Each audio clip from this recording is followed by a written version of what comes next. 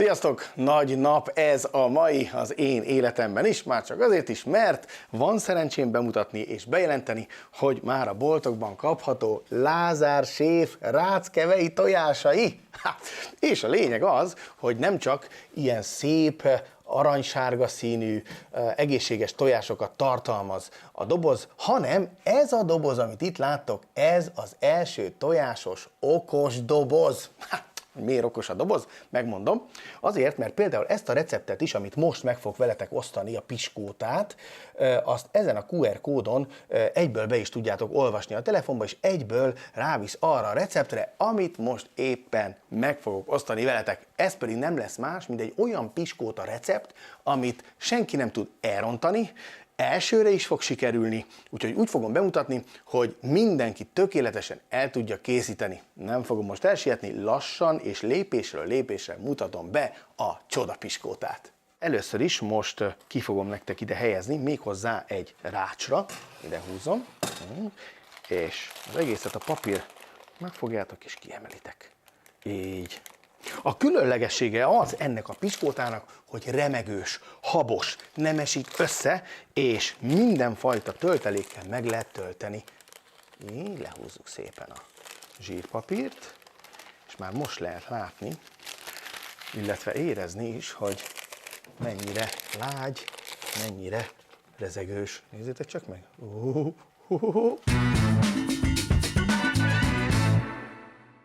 Aki elkészíti, nem fog csalódni, és az egész család rá fog járni. Körülbelül 2 másodpercig fog a piskóta megmaradni, még be sem fogjátok tudni tölteni. De hogy nézzük, hogy széthúzom, oda nézzétek, mennyire lágy, és nem esik össze, és mennyire puha. Meg kell kóstoljam, nekem is. Azt a betyárját. És nincs benne ördöngőség. Nagyon egyszerű a recept. Mutatom. Először is kell 120 ml szobahőmérsékletű zsíros tej. Kell 100 ml, azaz 1 deciliter napraforgó olaj, kell 140 g liszt átszitálva, búzalis, sima BL55-ös liszt, kell hozzá 140 g kristálycukor, összesen kell hozzá 8 darab tojás, egész tojás, majd elválasztva, kell hozzá egy teáskanálnyi só, egy evőkanálnyi vanília aroma, egy mokkáskanál citromré, és ha az eszközöket nézzük, akkor egy habverő, egy keverőtál, és a legfontosabb zsírpapír és olló. A folyamat úgy kezdődik, hogy veszünk egy keverőtálat, és beleöntjük a tejet, hozzáadjuk az olajat, és az egészet egy habverő segítségével elkeverjük. Ha elkevertük, jöhet hozzá a liszt. Így, ahogy van, adjátok hozzá, higgyétek el, nem lesz csomós. De beleteszitek, paf!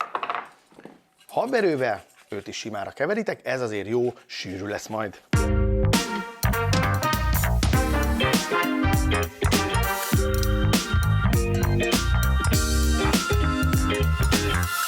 Na szóval így fog nektek is majd összeállni, de nem kell megijedni, így kell, hogy kinézzen. Jó, félreteszitek, és jöhetnek a tojások. Kell venni összesen 8 darab tojást, és hogyha az én tojásaimat használjátok, nem fogtok lukra futni. Tehát a lényeg, hogy az elválasztásnak is van egy trükkje. A jó minőségi tojást nagyon egyszerű elválasztani, ugye ezt mindenki ismeri, ezt a görcsös folyamatot, hogy így elkezditek, és akkor így válogatja, lecsöppen, vagy nem csöppen le, és akkor hozzáadod, belemegy a tojáshéja a izébe, úgyhogy nem, mutatom a legegyszerűbbet, fogjátok, nekikoccoljátok, kinyitjátok, és beleütitek. Utána ezt addig teszitek, amíg mind a 8, azaz most már csak 7 darab tojás föl nincs ütve, majd a kézzel egyszerűen kiveszitek a felütött tojások sárgáit, és átteszitek az edénybe. Ezzel tútira lehet menni, és biztos, hogy nem keveredik össze a sárgája a fehérjével. Miért fontos ez? Hát azért, mert ugye a fehérjét azt kemény habbá fogom verni a cukorral, illetve a sóval és egy pici citromlével. Na de először az a feladat, hogy a tojás sárgáját szépen eldolgozzuk ezzel a krémmel, amit az előbb elkészítettünk.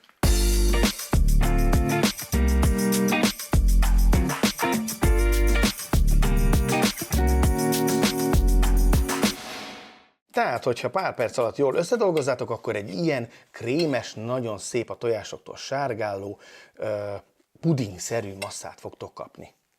Jó, ha elkészült a tojásos masszánk, tojásos sárgás masszánk, akkor föl kell fűteni a sütőt, méghozzá 145 fokra. De a tepsibe vizet kell tegyünk. Mutatom is, hogy. Válaszunk egy viszonylag mély peremű tepsit, ami legalább 2 centi mély, és ebbe tegyünk félig meleg vizet. Így.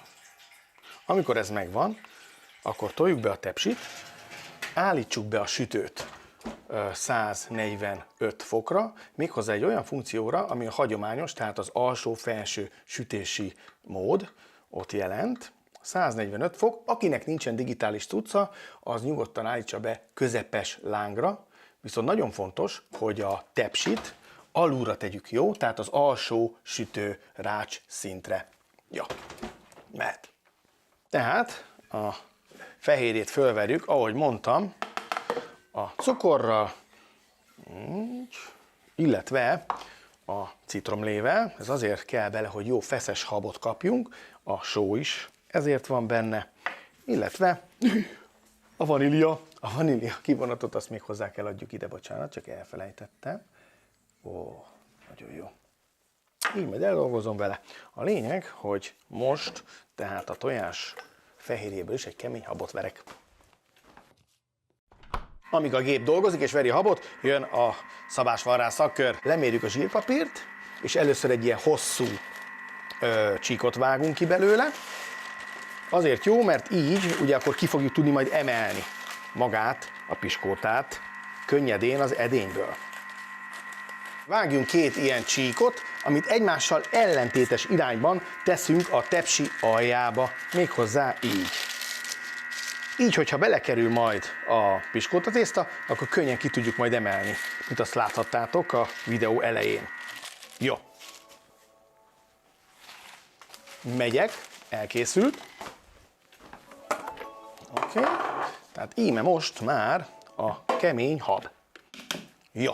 Ennél ellentétben a hagyományos piskótával össze kell törjük a habot, mert hogy az elején hozzáadunk körülbelül 2 ilyen kis merőkanálnyit, és az egészet ezzel simává keverjük, de nem kell ügyelni arra, hogy összetörjön a hab. Így nyugodtan össze is törhet, ugyanis amikor már elég laza a tojásos, vagy a tojássárgás rész, akkor nyugodtan már habverő nélkül könnyedén hozzá tudjuk keverni a tojás fehérjét, illetve a felvelt habot.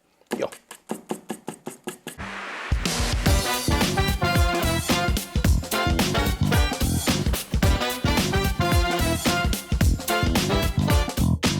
Ha összekevertük, akkor mehet a kibélelt tepsibe. Ha biztosra akartok menni, akkor azért fújjátok ki, vagy kenjétek ki egy kis olajjal, mert ahány sütőpapír, annyi fajta tapadás volt már úgy, hogy beletapadt a sütőpapírba az egész. Na, a lényeg, hogy most mehet az aljába.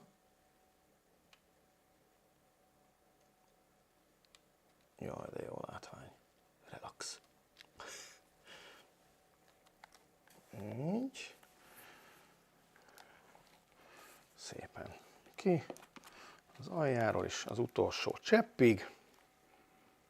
És akkor a lényeg, hogy fogjátok, és egy kicsit ütögessétek meg.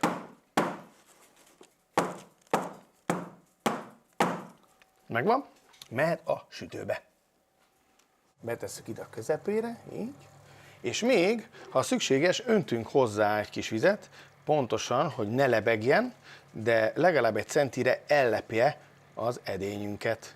Na, és amíg a másik sül, addig ezt megmutatom, hogy hogyan is fogom fölvágni, illetve hogy milyen egy kis idő elteltével, amikor is már kihűlt. Most ezt 3-ba fogom vágni. Így. És föl fogom stócolni a kockákat, de hát nézzétek meg. Nagyon komoly.